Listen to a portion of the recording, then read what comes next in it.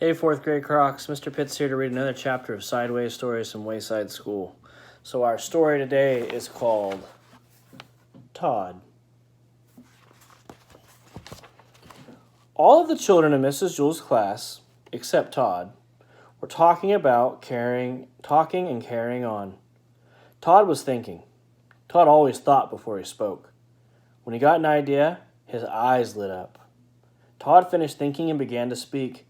But before he had said 2 words, Mrs. Jules called him. "Todd," she said, "you know better than to talk in class. You must learn to work quietly, like the other children." She wrote his name on the blackboard under the word discipline. Todd looked around amazed.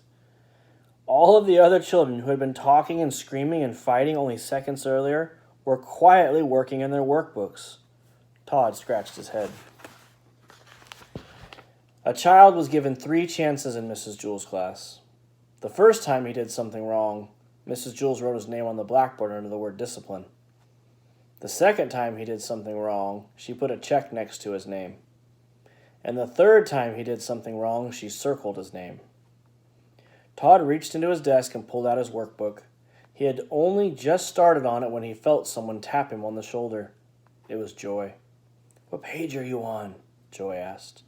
"Page 4, Todd whispered. "I'm on page 11, said Joy. Todd didn't say anything. He didn't want to get into trouble. He just went back to work. 5 minutes later, Joy tapped him again. Todd ignored her. So Joy poked him in the back with her pencil.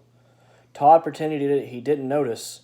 Joy got up from her seat and sharpened her pencil. She came back and poked it in Todd's back.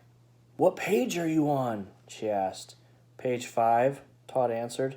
"Boy, are you dumb," said Joy. "I'm on page 29. "It isn't a race," Todd whispered. 5 minutes later, Joy pulled Todd's hair and didn't let go until he turned around.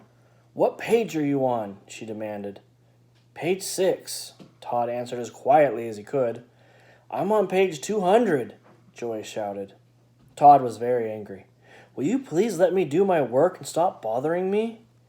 Mrs. Jules heard him. "Todd, what did I say about talking in class?" Todd scratched his head. Mrs. Jules put a check next to Todd's name on the blackboard under the word discipline. Todd really tried to be good. He knew that if he talked one more time, Mrs. Jules would circle his name. Then he'd have to go home early at 12 o'clock on the kindergarten bus, just as he had done the day before and the day before that.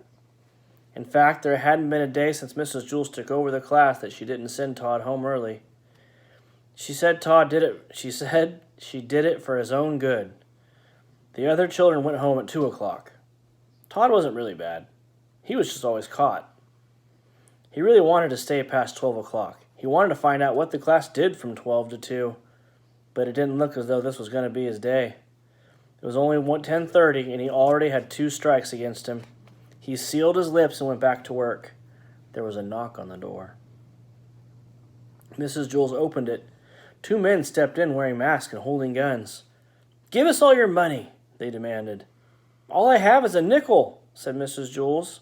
"I have a dime," said Mauricia. "I have 13 cents, said Leslie. "I have 4 cents, said Damien. "What kind of bank is this?" asked one of the robbers. "It's not a bank, it's a school," said Todd. "Can't you read?" "No," said the robber. "Neither can I," said Todd. "Do you mean we walked all the way up 30 flights of stairs for nothing?" asked the robber. "Don't you have anything valuable?" Todd's eyes lit up. "We sure do," he said. "We have knowledge." He grabbed Joy's workbook and gave it to the robbers. "Knowledge is much more valuable than money." "Thanks, kid," said one of the robbers. "Maybe I'll give up being a criminal and become a scientist," said the other. They left the room without hurting anybody. Now I don't have a workbook," complained Joy. Mrs. Jules gave her a new one. Joy had to start all the way back at the beginning. "Hey, Joy, what page are you on?" asked Todd. "Page 1, she sighed. "I'm on page 8, laughed Todd triumphantly. Mrs. Jules heard him.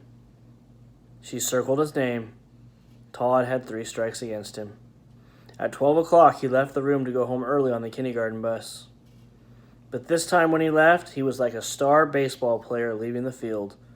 All the children stood up, clapped their hands, and whistled. Todd scratched his head. And that's the end of our story today. You guys are going to have to wait till tomorrow to hear a new one. Have a good day.